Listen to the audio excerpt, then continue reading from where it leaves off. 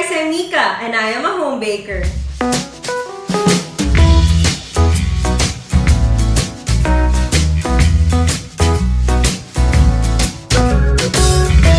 Hello, November! Grabe, can you believe it? 4 months na ang lumipas simula na nag-upload ako ng aking first ever video here sa YouTube. And I'm very thankful for all the love and support na binigay niyo sa akin and sa aking channel.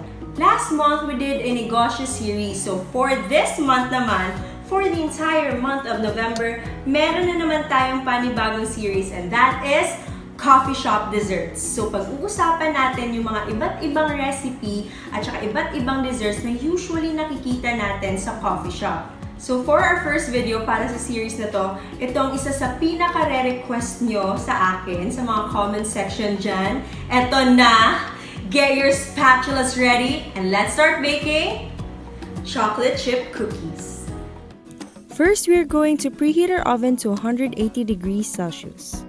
Next, we're going to slightly cream together our cold butter, brown, and white sugar. You can do this by hand or with the use of an electric hand mixer, but I always find it easier to do this with a stand mixer.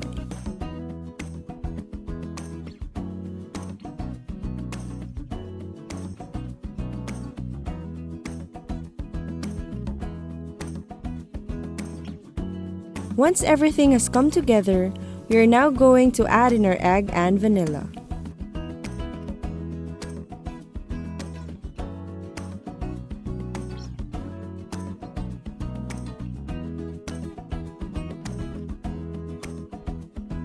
In a separate bowl, we are going to combine our dry ingredients: flour, cornstarch, and baking soda.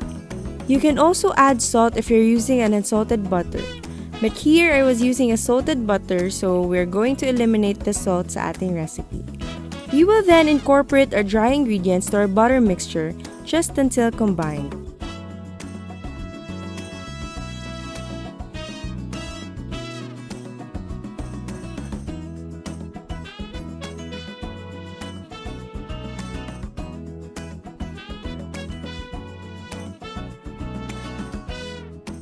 Once incorporated, we will then add in our chocolate chips or chunks.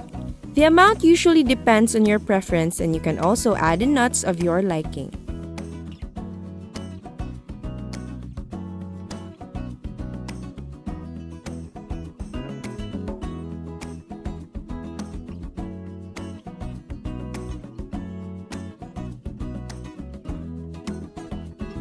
We will then portion out our cookie dough using an ice cream scoop. Here I am using a 6 cm ice cream scoop, and it makes around 20 cookies. We will then arrange this 3 inches apart on a greased baking tray. You can also use a baking paper, but greasing it with butter and flour works just fine.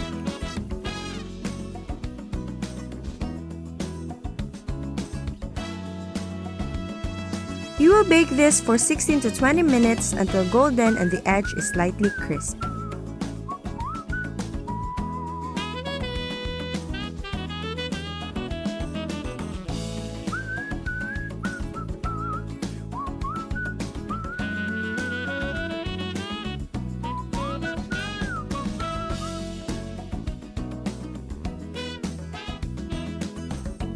Here's our freshly baked chocolate chip cookies. Perfect na perfect pang dunk sa cold milk or pang pair sa freshly brewed coffee. My perfect balance for a chocolate chip cookies is actually like this one.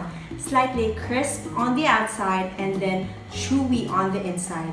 And then in every bite mo pa, meron talagang even distribution ng chocolate chips. So for me, advisable or i-recommend ko talaga yung 1 cup na measurement para sa isang recipe.